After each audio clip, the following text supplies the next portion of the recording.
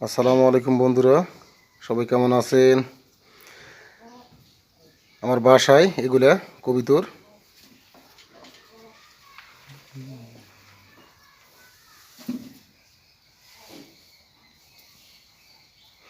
সব দেশি কবিতর।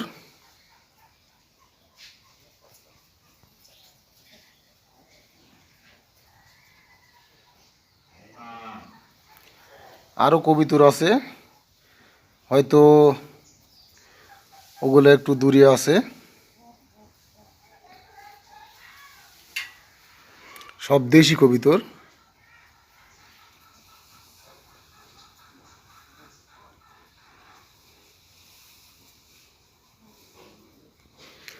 কবিতরের হচ্ছে বছরে 10 জোড়, বছরে 10 বার বাচ্চা দেয়।